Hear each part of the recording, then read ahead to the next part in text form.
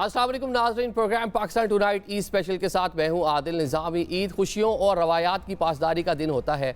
इसी मुनासबत से आज हम आपके साथ मौजूद हैं और हमारे साथ अफवाज पाकिस्तान की आयरन लेडीज़ जिनका ताल्लुक बहरी, बरी और फ़ज़ाई फ़ौज से है, हमारे साथ मौजूद हैं। अफवाज पाकिस्तान की जो अज़्म हिम्मत है, जो जुरत है, उसकी आयनादार हैं। इनका मैं तारुफ कराता चलूँ। हमें ज्वाइन कर रही हैं wing commander Khatija, Pakistan air force से ताल्लुक़ है, आपको वेलकम करेंगे। उनके साथ मौजूद हैं लेफ्टिनेंट ईज़ा शाहीन, पाकिस्तान नेवी से आपका ताल्लुक़ है। उनके साथ तशरीफ़ रखती हैं कैप्टन खतीजा खान, पाकिस्तान आर्मी से ताल्लुक़ है इनका। मेरे लेफ़्ट साइड पर मौजूद हैं कैप्टन फ़ातिमा खालिद, पाकिस्तान फ़ौज से उनका ताल्लुक़ है। उनके साथ मौजूद हैं स्क्वाड्रन लीडर हिरा, पाकिस्तान एयरफोर्स से ताल्लुक़ रखती हैं। और हमारे साथ यहाँ आज के प्रोग्राम में मौजूद है लेफ्टिनेंट मारिया इजाज़, हमारे साथ मौजूद, पाकिस्तान नेवी से इनका ताल्लुक़ है। आप सबको ईद के इस खसूसी प्रोग्राम में वेलकम करेंगे। Thank you. आपसे आगाज़ कर लेते हैं खतीजा। एक तो ये बता दें कि आज की ईद और माजी की ईद में कितना फ़र्क है। आज एक फोर्सेस में आप खिदमत सर अंजाम दे रही हैं, बचपन में ईद कैसी होती थी और आज की ईद कैसी है? डेफिनेटली इसमें फ़र्क तो है, क्योंकि उसमें आप जब बचपन में अपने वालिदैन के साथ ईद गुजारते थे, अपने कज़न्स के साथ और अपने बहन भाइयों के साथ ईद गुजारते थे। बट अब जो हमारी ईद गुजरती है वो अपने कलीग्स के साथ, जो हमारे एयरफोर्स की, हम उसको भी ऑर्गेनाइजेशन को भी एज ए फैमिली ही लेते हैं। तो अब जो हमारी normally since we are on duty, तो हमारी ईद जो है वो अपनी एक नई family that is the air force, इनके साथ अब हमारी ईद गुजरती है। और वालिदैन डेफिनेटली हमारी कमी को तो महसूस करते हैं, बट सिंस हम इस चीज़ को एक ऑनर भी लेते हैं और वो लोग भी एक ऑनर की तरह ही उसको लेते हैं, तो वो भी इस चीज़ से काफ़ी खुश होते हैं और हम भी इस चीज़ को एक ऑनर ही लेते हैं कि हम अपनी ईद पर भी ड्यूटी परफॉर्म करें और मुल्क की हिफाजत की खिदमत सर अंजाम दे रहे हैं। इज़ा, आप ये बता दें आपकी ईद कैसी गुजर रही है और माजी की जो ईदें थी जब आप स्टूडेंट थी, छोटी थी, और आज की ईद में कितना फ़र्क है? ड्यूटी के हवाले से बात करें तो हम 24/7 ड्यूटी पे होते हैं, ऑन कॉल होते हैं।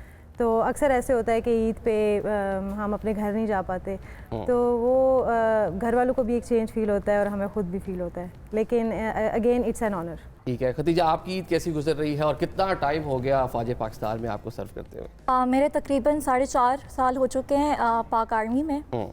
और अब जो है वो ईद काफ़ी डिफरेंट है, क्योंकि बचपन में ये था कि बचपन की ईद का कोई मुकाबला ही नहीं है, टू बी वेरी ऑनेस्ट, क्योंकि आपको सिर्फ इतनी फ़िक्र होती थी कि आपने ईदी जमा करनी है और आपने खेलकूद में मसरूफ़ रहना है। लेकिन अब ये है कि एज एन आर्मी ऑफिसर पहला क्वेश्चन आपका ये होता है कि इस बार ईद क्या आप अपनी फैमिली के साथ स्पेंड कर सकेंगे, नहीं कर सकेंगे।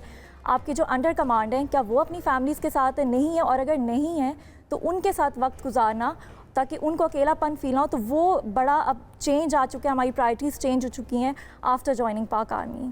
ठीक है, और ईदी वैसे मिलती है, अभी भी मिलती है कि अब ईदी देती हैं आप? ईदी ये है कि अभी ख़ानदान में कुछ बुजुर्ग हैं, वो बड़े खामोशी से अभी भी ईदी थमा देते हैं, और उस वक्त आपको खामोशी से क्यों? बिल्कुल कि उनको होता है कि अब ये बड़ी हो गई है, तो लेकिन ये कि उस वक्त आप बचपन की यादों में चले जाते हैं। पेरेंट्स ईदी तो मैं आज भी लेती हूँ और बड़े हक से लेती हूँ, क्योंकि पेरेंट्स ईदी का जो वो एक्साइटमेंट होती है उसका तो कोई मुकाबला ही नहीं है। फातिमा, आप बताएं आपकी ईद कैसे गुजर रही है और माजी से आज की ईद कितनी मुख्तलिफ है? माजी से आज की ईद काफ़ी हद तक मुख्तलिफ है। बचपन की ईदें जैसे सबने बयान किया कि कज़न्स के साथ होती थी, नानी अम्मा के घर पे होती थी, पेरेंट्स के साथ होती थी मोर स्पेसिफिकली। बट अब ऐसा है कि फ़ैमिली से दूर हैं, लेकिन एक और फैमिली का बहुत बड़ा पार्ट है हम। और ये ईद ड्यूटी में होती है, लेकिन इसमें भी उतना ही मज़ा है जब आप सबके साथ मिलकर एहतरामन एक दूसरे के साथ खुशियाँ बांटते हैं। और स्पेशली जब आपके अंडर कमांड्स आपके साथ होते हैं ईद वाले दिन पे, तो आपके अंदर एक एहसास का जज्बा हमेशा रहता है कि मैं दूर हूँ तो ये सब भी अपने घर से दूर हैं, लेकिन हम मुल्क की हिफाजत और मजबूती के लिए और मिलकर एक फैमिली बन जाते हैं। मतलब शायद घर वालों की डेफिनेटली पेरेंट्स हैं, उनका कोई अल्टरनेट नहीं है, लेकिन एक नई फैमिली आपको वर्क प्लेस पे मिल जाती है जो आप लोग काम साथ कर रहे होते हैं। फिर आप बता दें आपकी ईद कैसे गुजर रही है और ईद का आगाज़ अमूमन किस तरह करती है? मतलब काफ़ी घरों में मीठी चीज़ें बनती हैं, सवैयों से आगाज़ होता है, आपके यहाँ ये बता दें किस तरह ईद का दिन का आगाज़ होता है? अल्हम्दुलिल्लाह ईद अभी भी बहुत अच्छी गुजर रही है। जैसे आप सबसे पूछ रहे थे, बचपन वाली ईद का तो मुकाबला नहीं है। अब तो बहुत सारी जिम्मेदारियां हो गई हैं, पर्सनल फ्रंट पे भी और डेफिनेटली ड्यूटी की वजह से भी। लेकिन अब आप इस सीनियरिटी पे इतना अरसा गुजारने के बाद आप बड़े अच्छे तरीके से ट्रेन हो जाते हैं, और आप इसी ईद में जो आपने अपनी बेस पे गुजारनी है, कुछ ना कुछ अच्छा तरीके से कुछ स्पेशल अपने लिए खुशी क्रिएट कर लेते हैं, अपने लिए भी अपनी फैमिली के लिए भी। तो चांद रात का भी एहतमाम होता है बेसिस पे, हमारी मॉर्निंग एक्टिविटीज़ भी होती है पोस्ट जो आपकी ईद की नमाज के बाद, जो भी स्क्वाड्रन के विंग के सीनियर ऑफिसर होते हैं वो सबको अपने घर पे भी होस्ट करते हैं, तो वो तैयार होने का भी मौका मिल जाता है, आपस में मिलना जुलना भी हो जाता है। उस तरह से आपको जो है वो फैमिली की उस तरह से कमी महसूस नहीं होती। कोशिश होती है कि डेफिनेटली जब भी मौका मिले सेकंड डे पे, थर्ड डे पे, तो वालिदैन से भी ज़रूर मिला जाए, क्योंकि वो भी इंतज़ार में होते हैं हमारे और हमारे बच्चों के। चले, आप सब ख़वातीन है, मैंने आपसे बख्शिश नहीं करनी, मैंने पूछना है कि ईद की तैयारियां आपकी किस तरह की। ख़वातीन वाली सारी बातें मैंने करनी, लेकिन अभी ईद के आगाज़ पर बात करते हैं। हमारी आप बता दें आपके ईद का आगाज़ किस तरह होता है और कौन सी ऐसी चीज़ है जिसके बगैर अभी लगता है कि ईद नामुकम्मल है? अच्छा, मेरी ईद का आगाज़ चांद रात से ही हो जाता है, क्योंकि ना मुझे मेहंदी बहुत पसंद है। अच्छा। तो मैं कहती हूँ कि मेहंदी के बगैर मेरी ईद नामुकम्मल है, तो मैं चांद रात वाले दिन ज़रूर जाती हूँ मेहंदी लगाने के लिए। और फिर नेक्स्ट डे ये होता है कि जैसे अगर हम ड्यूटी पे हैं तो हमारा ईद की नमाज के बाद गैदरिंग होती है, सब सीनियर जूनियर्स मिलते हैं और खाना खाते हैं साथ। उसके बाद फिर हम ड्यूटी पे जाते हैं। ड्यूटी पर जाते हैं और तैयारियां जो है तैयारियां आपने खुद ही आगाज़ कर दिया है मेहंदी से, और कौन कौन सी तैयारियां होती हैं? मतलब चूड़ियाँ और मेहंदी जो है वो मुझे लगता है कि हर लड़की की ख्वाहिश होती है कि हाँ ये ज़रूर हो, और मैचिंग, हर चीज़ आपकी मैचिंग हो कपड़ों से, तो इस तरह से मेरी भी ईद होती है। ठीक है मैडम खदीजा, आप ये बताएं कि ईद की तैयारियां जो हैं ख़वातीन की, हम तो घर में देखते हैं कि आखिरी टाइम तक वो मुकम्मल नहीं हो पाती। आपने ऑफिस को भी मैनेज करना है, ड्यूटीज़ भी देनी है, साथ में ईद की तैयारियां भी करनी है, तो उस पर कमांडो एक्शन करती हैं जा करके जल्दी जल्दी चीज़ें ले ली कि वो टाइम टेक करती हैं, क्योंकि ख़वातीन शॉपिंग पे तैयारी में बड़ा ज़्यादा टाइम लगाती हैं। अच्छा, आजकल तो ऑनेस्टली स्पीकिंग हमें जो है ना बाहर जाने का सेंस, आपने इस तरह का प्रोटोकॉल होता है कि we have to be at the base, या हमें 30 मिनट्स के नोटिस पे अवेलेबल रहना होता है। और तो कोशिश यही होती है कि हम बहुत पहले इसकी प्रिपरेशंस कर लेते हैं, इवन बिफोर रमज़ान स्टार्ट्स हम उस पर पूरी बच्चों की और अपनी तैयारी कर चुके होते हैं। As far as the Eid celebrations are concerned कि हमने क्या बनाना होता है, तो उसमें ऐसा ही होता है कि we don't take much time, क्योंकि हमारे पास टाइम होता भी नहीं है, और हमें यही होता है कि बाय ऑल मीन्स हमने स्टैंड बाय भी रहना होता है। तो all the time the phone is with me, कि कभी भी कॉल आएगी तो मैंने जाना भी है, तो अगर किचन में भी मैं कुछ कर भी रही होंगी तो I have to be with the phone as well, कि मैंने उस पर एक निगाह रखी होती है कि मुझे स्टैंड बाय देनी है या मुझे जाना है जब भी, तो मैं उसको ज़रूर जो है ना उसमें मतलब जो सिचुएशन है आप लोगों की उसके मुताबिक आपने चीज़ें ऑलरेडी मैनेज की होती है, बर वक्त जो है कमांडो एक्शन करके सारी शॉपिंग प्रोएक्टिव एक्शन होता है हमारा। और जो हमें बचपन से एकेडमी में भी ब्रीफ किया जाता है कि you have to be proactive, तो हम इसमें भी घर मैनेज करने में भी हर चीज़ जो पहले आने वाली होती है उसको पहले से ही ना एंटिसिपेट करके आप उसको हैंडल कर रहे होते हैं। इसे आप बताएं, ईद के 3 दिन 3 तरह के ड्रेसेस बनाने हैं, ख़वातीन की बहुत सारी तैयारियां होती हैं जो उनकी करना होती है उनको, लेकिन ऐसा हो कि आपने बहुत सारे ड्रेसेस अपने बना लिए हैं, लेकिन सारे दिन ड्यूटी पर गुजर के कपड़े पहनने का मौका ही नहीं मिला जो आपने इतनी तैयारी की थी।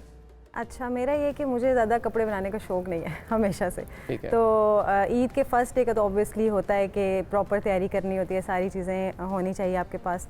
तो ऑब्वियसली पहले से हम इन चीज़ों को मैनेज कर रहे होते थे जब नेवी में आने से पहले। अब ये होता है कि अगर घर पे नहीं भी जा सकते तो अम्मी देख रही होती है इन चीज़ों को, लेकिन मेरा ये होता है कि मुझे ये चाहिए तो फिर यही चाहिए तो मैं कुछ स्पेसिफिक होती हूँ फर्स्ट डे के लिहाज से। बाकी ये है कि सेकंड डे थर्ड डे इतना नहीं होता, बस फर्स्ट डे के लिए ज़्यादा एफर्ट किए जाते हैं, लेकिन पहले से मैनेज कर लेते हैं। ठीक है खदीजा, आप बताएं कि ईद के दिनों के जो कपड़े वगैरह लेने होते हैं, पूरी तैयारी करनी होती है, ख़वातीन पूरा कह लें कि काफ़ी टाइम पहले उसका शुरू कर देती हैं उसे, आप कमांडो एक्शन करती हैं कि बर वक्त जाती हैं जाकर ले लिया सामान और ओके तैयारी होगी 2 दिन में? नहीं, मेरा बिल्कुल भी कमांडो एक्शन नहीं होता। मैं इवन लास्ट मिनट तक जो है वो ईद की शॉपिंग करती हूँ, क्योंकि बचपन से मुझे बड़ा शौक़ है प्रॉपर ज़ोर शोर से ईद मनाने का, तो मैं लास्ट मिनट तक मेरी शॉपिंग चलती है। कपड़े, मतलब मुझे ऐसा लगता है कि लड़कियों की ईद मुकम्मल ही नहीं होती कपड़े मेहंदी चूड़ियों के बगैर, तो ये है कि वो कमांडो एक्शन नहीं होता मेरा। फिर आप बताएं ना, बचपन की जो यादें थी, मतलब सारी फ्रेंड्स बैठकर, कज़न्स बैठकर मेहंदी लगाना, नेबरहुड सारा मतलब मिलकर ईद सेलिब्रेट करना, उसकी बहुत सारी तैयारियां करना, तो वो चीज़ें अभी भी याद हैं? अब तुम मिस करती होंगी उनको? मिस भी करते हैं, लेकिन अल्हम्दुलिल्लाह जैसे मैंने बताया कि हमारी बेसिस पे अब बहुत एहतमाम होता है चांद रात का, और हम उस पर पार्टिसिपेट करते हैं, मौका मिलता है अभी भी जाके मेहंदी लगवाते हैं, चूड़ियाँ भी लेते हैं। कोशिश होती है सारी भरपूर तरीके से ईद मनाई जाए, क्योंकि पहले हमारे पेरेंट्स हमारे लिए एफ़र्ट कर रहे होते थे, अब वो रिस्पॉन्सिबिलिटी हमारे ऊपर है। अपने लिए भी, अपने जूनियर ऑफिसर्स के लिए भी, जो भी बेसिस पे अवेलेबल हो उनको भी बुला लेते हैं कि साथ चले, सारे साथ मिले और चांद रात के इवेंट पे जाएं, वहाँ जाके चूड़ियाँ भी ख़रीदें, पिक्चर्स भी खिंचवाएं, सब कोशिश होती है कि वो हम अभी भी उसी मतलब ईद की पूरी फेस्टिविटी होती है आपके यहाँ, ऐसा नहीं है कि ड्राई ईद हो रही है, मतलब ईद के सारे कलर्स जो हैं आपको मिलते हैं, मुयसर आते हैं। चले अब ये बता दें, आपने जूनियर्स की बात कर ली, ईदी देती हैं जूनियर्स को? मांगते तो वो रहे, पैसे तो मैंने लेकिन आपने नहीं दिए लेकिन मैंने उनको जो है, जो भी वो कुछ खाना पीना चाह रहे थे चांद रात वाली इवेंट पे, तो वो उनको खिलाया पिलाया और ईद पे उनको इनवाइट किया है। ये बता दें खतीजा, कैसे मतलब मोटिवेशन मिली अफवाज पाकिस्तान में जाने के लिए? वैसे वुमेन फोर्सेस एक मुश्किल टफ जॉब कंसीडर होती है, तो कैसे आपने इस फील्ड को चूज़ करने का फैसला किया? अच्छा, मुझे एक्चुअली बचपन से ही फ्लाइंग का शौक़ था। पायलट बनने का तो मुझे शौक़ हमेशा से ही था। दूसरा, once I was in class 4 तो हमारा एक स्कूल में एक चैप्टर होता था रिलेटेड टू निशाने हैदर जो हमारे हैं राशिद मिन्हास, उनके बारे में। It was whole documentary that we watched. तो उसके बाद मुझे काफ़ी मोटिवेशन मिली थी कि मैं मतलब उनका जो ड्रेस था, the cover all that we wear, तो वो मुझे अच्छा लगा था। और उसके बाद मतलब since my father is also retired naval officer, तो उनसे भी काफ़ी ज़्यादा मोटिवेशन मिली थी कि जो है आप मतलब फोर्सेस में जा सकते हैं। और इसलिए मेनली यही था कि मुझे फ्लाइंग का शौक़ था, जिसकी वजह से मैं अल्हम्दुलिल्लाह एयरफोर्स और अल्लाह का बहुत करम है कि वो शौक़ मेरा पूरा भी हो रहा है और अभी तक हो रहा है। ठीक है, इज़ा आप बताएं किस तरह, क्या मोटिवेशन थी जो आपने पाकिस्तान बहरिया को ज्वाइन किया? अच्छा, अगर मैं याद करूँ तो मैं छोटी सी थी, मुझे याद है अपने फादर के साथ CMH गई, तो वहाँ पे मैंने एक डॉक्टर को देखा साड़ी में। अच्छा। तो मतलब I don't know something clicked in my mind, और उस टाइम से मैं अपने फादर को बोलना शुरू हो गई कि मुझे जो है फोर्सेस में जाना है। पर पाकिस्तान नेवी का यूनिफॉर्म आपको इतना अच्छा लगा, इतना अट्रैक्ट किया कि आपने फोर्सेस ज्वाइन तीनों कर फोर्सेस के यूनिफॉर्म इक्वली उनमें एक अट्रैक्शन है, एक इंस्पायरेशन है, लेकिन बस वाइट यूनिफॉर्म की कुछ ज़्यादा थी। तो अल्हम्दुलिल्लाह आई वाज द यंगेस्ट, तो मेरे फादर ने मेरा बहुत ज़्यादा साथ दिया और उनको भी था कि अगर मेरे अंदर ये मोटिवेशन है, मेरे लिए काफ़ी स्टेप्स लिए। मतलब मैंने कहा मैंने कैडेट कॉलेज में जाना है, हॉस्टल लाइफ देखनी है, उन्होंने हर पॉइंट पे मेरा साथ दिया। और अल्हम्दुलिल्लाह अपने हार्ड वर्क की वजह से, पेरेंट्स की दुआओं की वजह से मैंने प्रूव किया। और एक मज़े की बात ये बताती हूँ कि जब भी ना यूनिवर्सिटी में मैं जाती थी, UET टेक्सला से मैंने ग्रेजुएशन की है, तो जब भी कोई फौजी प्रोटोकॉल में देखती थी तो मैं बोलती थी कि बस मैंने यहाँ जाना है, एक दिन मैंने यहाँ होना है। और एम लगा लिया था आपने, और हर टाइम मेरे दिल से दुआ निकलती थी कि मैंने एक दिन यूनिफॉर्म पहनना है। मतलब मेरी हर दुआ में ये बात होती थी और कहते हैं क्रेज़ी थी मैं इस चीज़ को लेके। और अल्हम्दुलिल्लाह कि मैंने अपनी एम्स हाई रखे और आज मैं दुआएं भी की और उसके लिए साथ साथ हार्ड वर्क भी किया। हार्ड वर्क बहुत ज़्यादा। ठीक है जी खतीजा, आप ये बता दें क्यों फोर्सेस को ज्वाइन किया, रीज़न क्या थी? अच्छा, शुरू से अपना भी जज्बा था, पेरेंट्स की ख्वाहिश भी थी, लेकिन लाइफ में एक टर्निंग पॉइंट आता है और मेरे लिए वो टर्निंग पॉइंट ये था कि मेरा भाई की फ़र्स्ट पोस्टिंग थी इन सियाचिन। तो मैं उस वक्त सोचती थी कि ये बर्फ़ में इतनी मुश्किलात में, और हम like all we could do is to pray for him. तो उस वक्त मैंने हज़रत खौला रज़ी अल्लाह अन्हा का एक वाक़या पढ़ा, जिसमें उनके भाई जब दुश्मन की कैद में थे तो उन्होंने तलवार उठाई, घोड़े पे सवार हुई और जंग के मैदान में उतरी, और उन्होंने इतनी दलेरी से वहाँ फ़ाइट किया कि दुश्मन की सफ़े चीर कर उन्होंने अपने भाई को आज़ाद किया। और वो मुसलमानों के लिए एक बड़ी मोटिवेशन थी। और उस वक्त हज़रत खालिद बिन वलीद ने भी ये फरमाया था कि ये कौन निकाबपोश मुजाहिद है। तो उस वक्त मुझे इस बात का रियलाइजेशन हुई कि एक बहन का ईमान, उसकी मोहब्बत, उसका जज्बा, वो सब कर दिखाया जो बज़ाहिर नामुमकिन लगता था। और मुझे ये एक लेगेसी लगती है, और उस टाइम पे मैंने ये सोचा कि आई विश मैं इस लेगेसी का हिस्सा बन सकूं।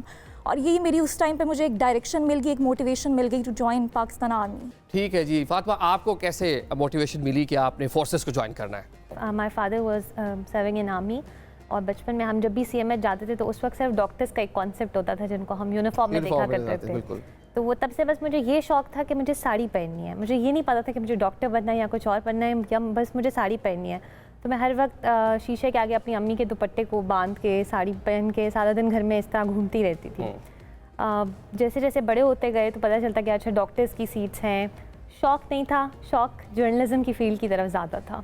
तो मैंने अपनी स्टडीज़ उसमें परसू की, और जर्नलिज्म में। और मैंने उस वक्त तक मुझे ये नहीं पता था कि जर्नलिज्म की साइड पे सीट्स होती हैं या मैं इस तरह कुछ परसू कर सकती हूँ। बट मेरी यूनिवर्सिटी जैसे ही ख़त्म हो रही थी, 12 दिन पहले मेरी ग्रेजुएशन से एक ऐड आता है और उस ऐड में सीट्स ओपन हो जाती हैं फॉर जर्नलिज्म। और उस वक्त मेरे दिमाग में बस एक बात बैठी थी कि ये कुछ है, कुछ अल्लाह ताला की तरफ से कोई चीज़ है कि ये मेरे लिए है। और सीट भी एक थी।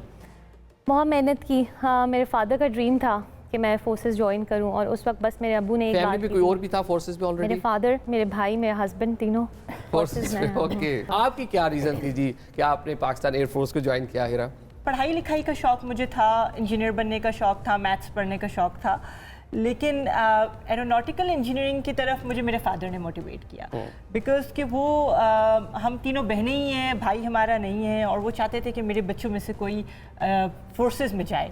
वो बहुत ज़्यादा he has a lot of respect and appreciation, admiration for the forces, specially because कि कोई है भी नहीं फोर्सेस में। उन्होंने मुझे मोटिवेट किया, इनकरेज किया कि this is an opportunity, apply करके देखो।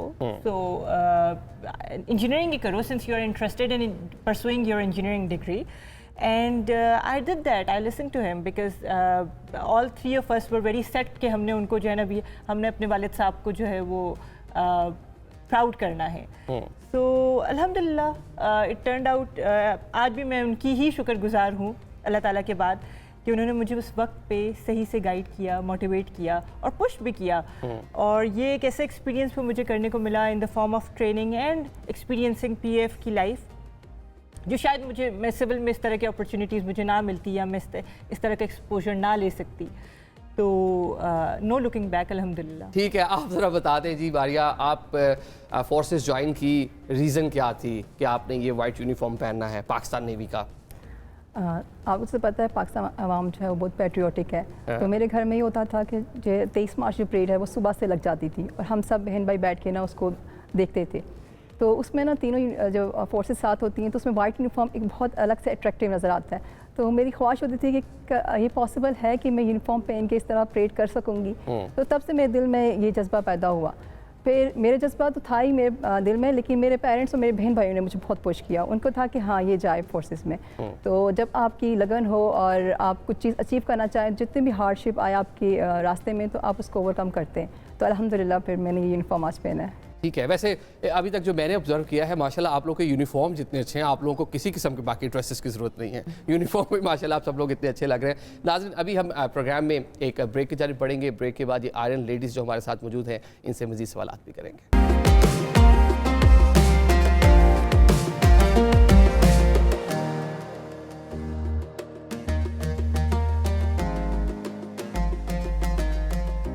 Welcome back after the break. Programme में आपको एक बार फिर से खुश आमदीद कहेंगे। ईद की फेस्टिविटी आप घर बैठ कर मना रहे होंगे। कुछ गेस्ट हमारे साथ मौजूद है जिनको देखकर डेफिनेटली आप स्क्रीन पर खास से महसूस भी हो रहे होंगे।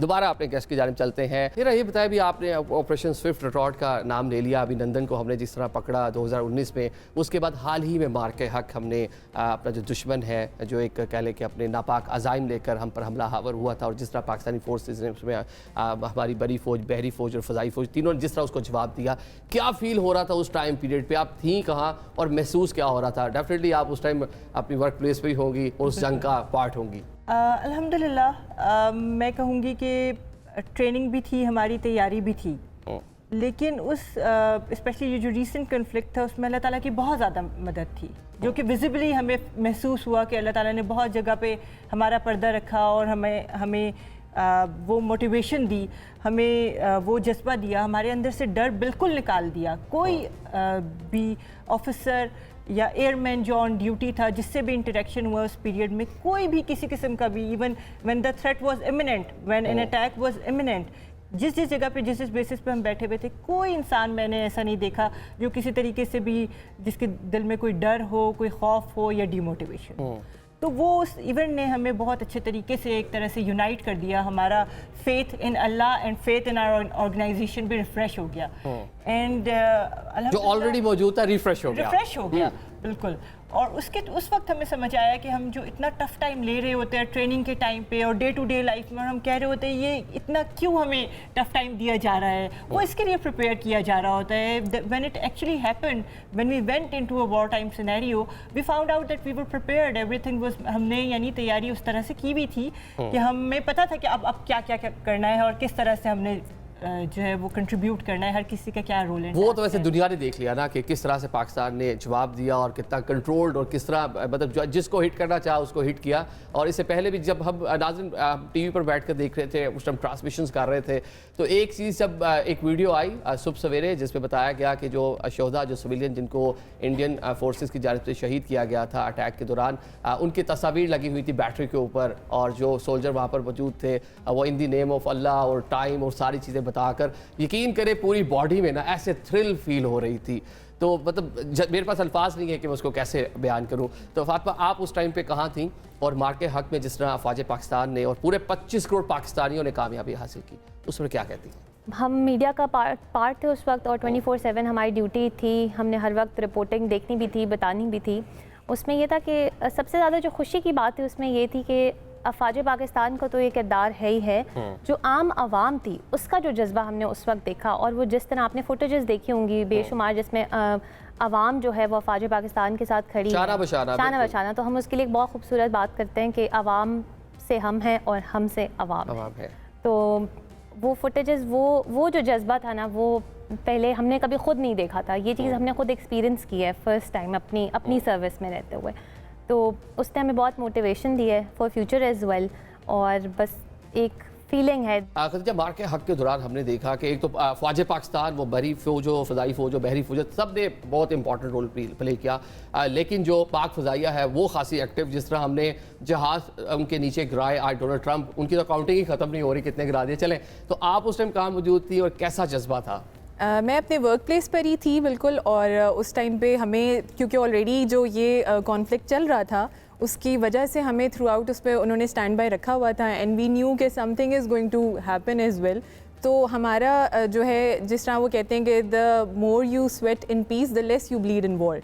तो हमें हमारी ऑपरेशनल रेडीनेस जो है वो इस कदर अल्हम्दुलिल्लाह एडवांस्ड है कि हमें इतनी ट्रेनिंग उन्होंने दी हुई थी कि वी न्यू कि अगर कुछ ऐसा होगा तो हमारा एयर डिफेंस सिस्टम जो अल्हम्दुलिल्लाह उसने बहुत अच्छा रोल प्ले किया। हमारा JF-17 थंडर, हमारा जो रीसेंट इंडक्शन है J-10C एयरक्राफ्ट, जिनकी जो है वो किल सबसे ज़्यादा है, रफाल जेट्स जो उन्होंने फ्रेंच टेक्नोलॉजी को गिराया है। तो ये मतलब ना सिर्फ जो है वो पाक फ़िज़ाइया ने चमचमाते हुए रफाल्स ट्रम्प कहते हैं। अल्हम्दुलिल्लाह, अल्लाह का बहुत करम है। मैं इस बात से जो है वो स्क्वाड लीडर हिरा की बात से भी इत्तेफाक करूँगी कि इसमें अल्लाह का बहुत करम था। हमारी ट्रेनिंग तो थी, हमारी मेहनत थी, लेकिन अल्लाह का बहुत करम था कि अल्लाह ताला ने हमारी इज़्ज़त रखी है और अल्लाह ताला ने हमें सुरखरू किया है। जो स्टार्ट ऑफ हमारे जो हैं आर्मी चीफ जो हैं, उन्होंने स्टार्ट ऑफ जो लिया कि बुनियानु मरसूस हैं, हम एक सीसा पिलाई हुई दीवार हैं, तो हमें अल्लाह ताला ने कामयाब किया और हम साबित भी किया कि वाकई हम एक अनशेकेबल वॉल है जिसको नहीं तोड़ा जा सकता।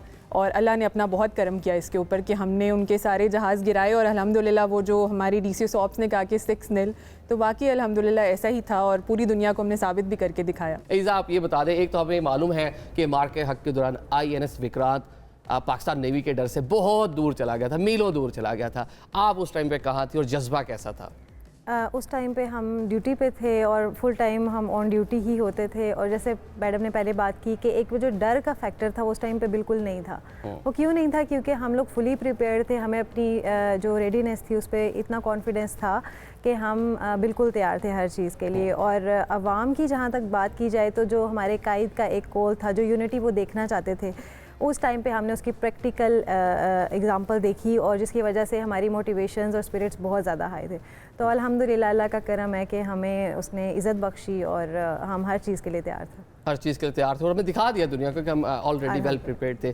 ठीक है खदीजा, आप उस टाइम पे कहा थी जज्बा कैसा था? अभी न्यूली आप लोग इंडक्ट हुए हैं फ़ौज पाकिस्तान में, बैठे थे कैप्टन, अपनी खिदमत सर अंजाम दे रहे हैं। तो इस तरह मैंने भी शुरू में कहा कि हमने माजी की, मैंने भी आपकी तरह, हम सब ने अमूमन 1965 की वॉर हमने पढ़ी हुई थी किताबों में कि किस तरह, फिर हमने कारगिल वाला पूरा टाइम पीरियड हमने देखा कि इंडिया को किस तरह धूल चटाई थी।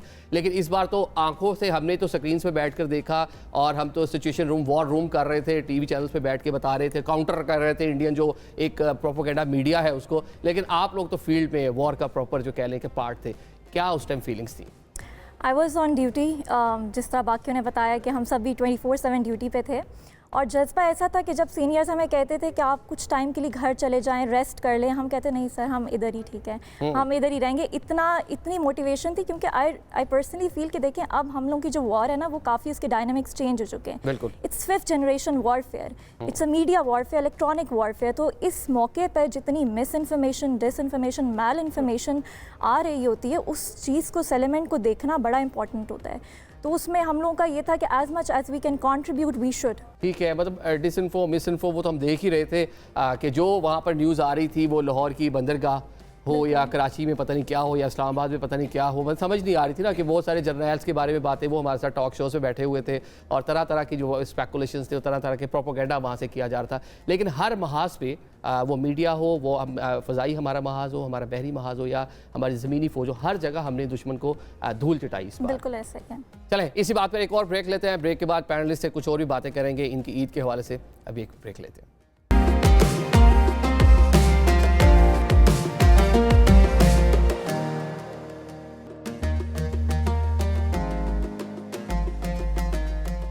Welcome back after the break. Eid के खसूसी प्रोग्राम में आपको एक बार फिर से खुश आमदीद कहते हैं। अब मेरे पास इन आयरन लेडीज़ के लिए कुछ सवालात हैं, उससे पहले आपसे एक बात कहनी है। जो भी कहेंगी सच कहेंगी, सच के सिवा आप कुछ नहीं कहेंगी।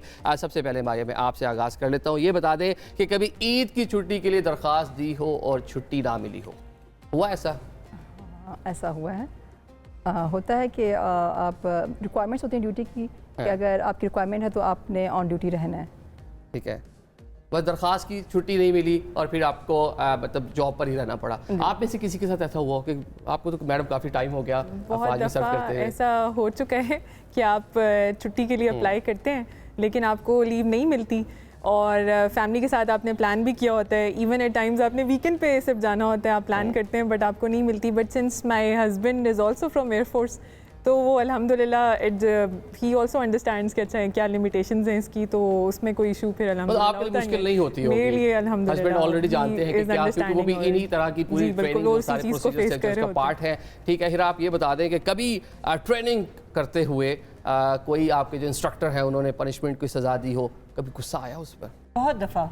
अक्सर मिलिट्री ट्रेनिंग इतनी टफ है कि और आप इतनी आपको इस तरह के तरीके से गुजारा जाता है, इस तरह की ट्रेनिंग से गुजारा जाता है। उसका पर्पज़ ही है कि आपको मेंटली और फिज़िकली हार्डन करना, वही उसका कोर पर्पज़ ही ये है। बहुत दफ़ा होता था कि आपको पनिशमेंट्स मिल रही हैं, रगड़ा मिल रहा है और आप कह रहे हैं कि या अल्लाह, रगड़ा जरा देसी वर्ड है। मतलब पनिशमेंट, कभी पनिशमेंट मिली दौरान तरबियत, मतलब ट्रेनिंग के दौरान मिलिट्री कॉलेज में? तरबियत नाम ही पनिशमेंट का है, तो बहुत ज़्यादा पनिशमेंट्स मिली। लेकिन मतलब ये डिसिप्लिन ऐसे नहीं आता, उसके लिए पनिशमेंट बहुत ज़रूरी है। लेकिन उस पनिशमेंट के दिल में इंसान है, बंदा कभी गुस्सा आया कि क्या मतलब शुरू में तो कुछ कर भी नहीं सकते? शुरू में हर पनिशमेंट पर गुस्सा आता था और फ़ौज में कहा जाता है वो जूनियर ही क्या जो सीनियर के बारे में रैंट ना करे, तो हर चीज़ पर गुस्सा आता था। लेकिन वक्त के साथ साथ समझ आने लग गया कि हर पनिशमेंट होती है वो इतनी बेहतरीन किस्म के तरीके से डिज़ाइंड होती है कि वो आपकी सर्विस का एक पार्ट होता है, वो आपकी पूरी ट्रेनिंग का एक पार्ट होता है और अगर वो ना मिले तो उसमें जो तरबियती एक फैक्टर होता है वो आप सीख ही नहीं सकते बगैर उस पनिशमेंट के। आप बता दें जनाब खतीजा, अफवाज पाकिस्तान से जो डिसिप्लिन सीखा है, कभी छोटे बहन भाइयों पर, कज़न्स पर अप्लाई किया? बॉसी बनी उनका, ये नहीं ऐसा नहीं ऐसा करना है? नहीं, कज़न्स पे तो अप्लाई नहीं किया। घर पे कभी कभार मैं अपने छोटे बहन भाइयों पे कर लेती हूँ, लेकिन ये कि अब इतना टाइम गुजर गया क्योंकि बहन भाई भी फ़ौज में हैं, तो अब अनइंटेंशनली हमारे घर में डिसिप्लिन ही रहता है। अब हम थोड़ा कैजुअल भी होना चाहें तो हमें होता है कि अच्छा ये काम इस तरीके से करना है, इस तरह का कॉन्डक्ट होना चाहिए, तो नाउ थिंग्स गो अनइंटेंशनली। ठीक है, मतलब कि वो एक पूरे घर का एनवायरनमेंट ही ऐसा बन चुका है। ठीक है, इसे आप बताएं, मतलब छोटे बहन भाइयों पर, कज़न्स पर बॉसी एटीट्यूड, जो अफवाज पाकिस्तान से थोड़ा डिसिप्लिन भी सीखा है, ज़रा थोड़ा सा कह लें कि कभी अप्लाई किया उन पर? अच्छा, जब आप सबसे छोटे होते हैं घर पे तो मुझे लगता है एक बॉसी एटीट्यूड वैसे ही आपके अंदर होता है कि आपकी हर बात मानी जा रही होती है, देखा जाए तो ट्रेनिंग के बाद ये था कि हमारा ना पाइप डाउन होता था 10 बजे, सोने का टाइम होता था हमारा। तो अब जब मैं घर आई तो मैं देखती हूँ कि कोई 11 बजे सो रहा है, कोई 12 बजे, तो मैं इस चीज़ पे बहुत ज़्यादा ना तंग होती थी कि ये मतलब ऐसे नहीं होना चाहिए। और अभी तक हमारा ऐसा है कि 10 बजे सोना है तो 10 बजे सोना है, तो घर वाले काफ़ी तंग भी होते हैं इस चीज़ पे कि ये क्या है। लेकिन इस तरह से काफ़ी मिसालें हैं कि हमारी पर्सनैलिटी के अंदर काफ़ी चेंज आ जाता है और जब हम देखते हैं घर पे काफ़ी चीज़ें कैजुअल हो रही होती हैं तो थोड़ा सा लगता है कि नहीं ऐसे नहीं होना चाहिए, लेकिन ऑब्वियसली आप घर पे थोड़ा सा और इन्वायरमेंट होता है और फील्ड में और होता है। ठीक है मैडम, आप ही बता दें, इतनी टफ ट्रेनिंग, इतनी टफ जॉब, उसके बाद लाइफ में कोई और चीज़ मुश्किल लगती है कि सारी चीज़ें बस आसान हो जाती हैं? आपको जो है ना, हमेशा बचपन से जब आप ऑफिसर बन भी जाते हैं ना तो यही कहा जाता है कि you are an officer and you are suppose to manage. तो हमें ना हमारी मैनेजमेंट इतनी अल्हम्दुलिल्लाह अच्छी हो चुकी होती है कि हमें कोई भी चीज़ मुश्किल नहीं लगती। तो उसमें ये कि आपको इतना मेंटली स्ट्रॉन्ग कर दिया जाता है कि ना आप सवाल करते हैं, जस्टिफाई कर रहे हैं कि क्यों पनिशमेंट दी जाती है। ये बताया कि घर में ईद है, फैमिली को सुबह सवेरे उठने का, इतने बजे उठने का ऑर्डर पास करती हैं?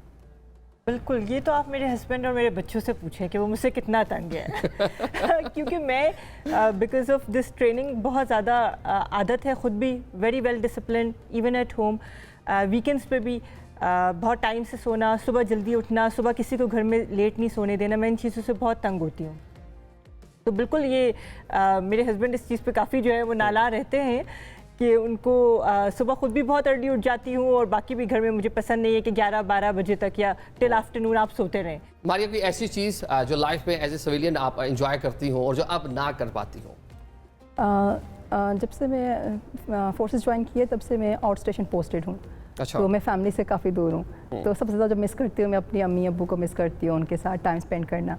तो मुझे लगता है जब पेरेंट्स साथ रह रहे होते हैं तो उनकी छोटी छोटी चीज़ों का ख्याल रखते हैं, तो वो मैं बहुत ज़्यादा मिस करती हूँ अब, क्योंकि मैं उनसे बहुत दूर हूँ। अब सिर्फ वीडियो कॉल हो रही होती है, कॉल्स पे बात हो रही होती है, और वो भी इतनी बिजी स्केजूल होता है कि दिन में शायद 10 मिनट या 20 मिनट में उनसे बात करती होंगी। तो सबसे ज़्यादा मिस कर रही हूँ, मैं अपनी फैमिली को मिस कर रही हूँ।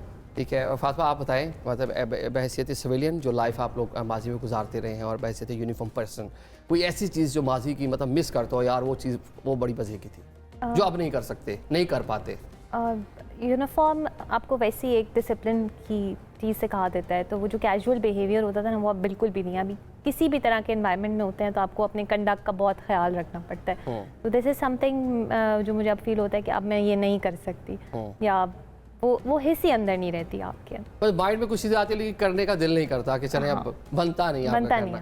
ठीक है, अच्छा ये बताएं कि आपने जो अफवाज पाकिस्तान से रिलेटेड जो ड्रामास बने हैं उनको देखा होगा डेफिनेटली आपने, कोई उसके कैरेक्टर्स याद है कि कौन सा कैरेक्टर ऐसा था जो अभी भी दिमाग में हो, जिसको देख के उस टाइम पे कोई मोटिवेशन मिली हो? मैडम, जैसे मैंने बताया था आपको कि एक तो हमने पायलट ऑफिसर राशिद मिन्हास पे जो ड्रामा देखा था, उससे तो मैं काफ़ी ज़्यादा इंस्पायर हुई थी कि जिस तरह उन्होंने मतलब दुश्मन के हदूद में जहाज़ को जाने से रोका था और अपनी जान जो है दे दी, कुर्बान की थी।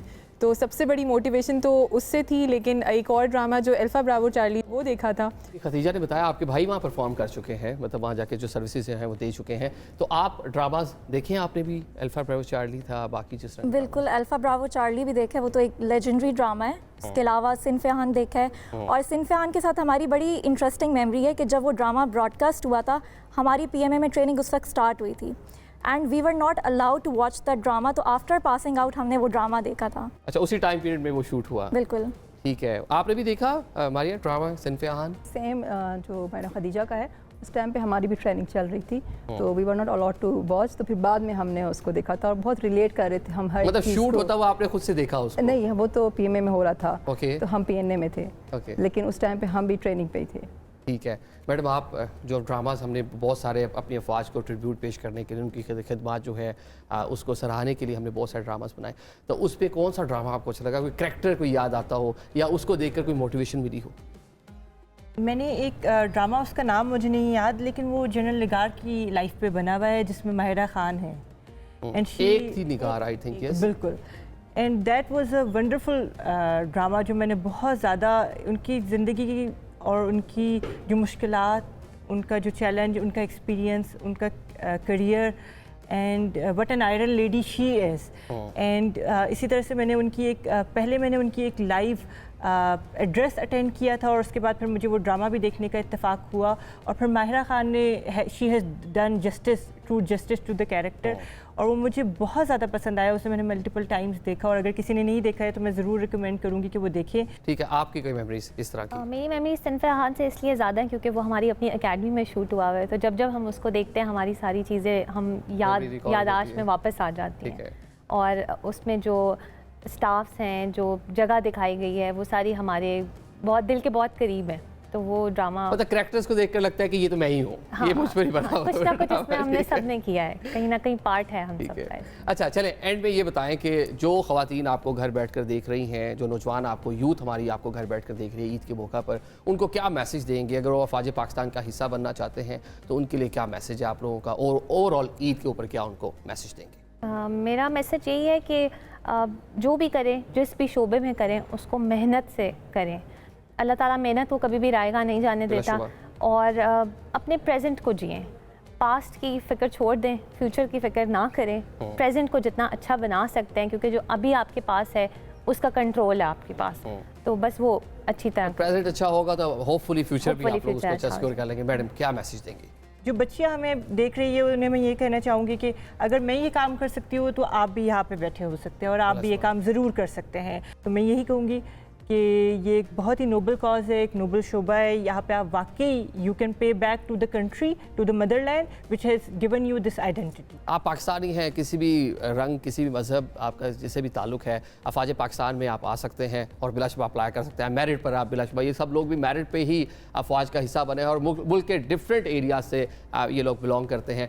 मारिया, आपका क्या मैसेज होगा ईद के मौके? इस मौके पर जैसे ईद हमें अमन और इत्तेहाद का मैसेज देती है, तो मैं सबको ये कहूँगी कि इससे ईद को अपने घर वालों के साथ बनाएं और अगर आप किसी से नाराज़ हैं रिश्तेदारों से तो ज़रूर उनको विज़िट करें और सारी नाराज़गियाँ भूल कर। अगर छुट्टी ना मिले तो फिर क्या करें, ये बताएं। छुट्टी ना मिले तो तब भी आप बना रहे हैं अपने सीनियर जूनियर साथ। हमारी एक अलग से एक जो हमारी पाकिस्तान नेवी है वो एक अलग फैमिली है, तो हम उनके साथ बना रहे हैं ईद, तो ईद को एंजॉय करें।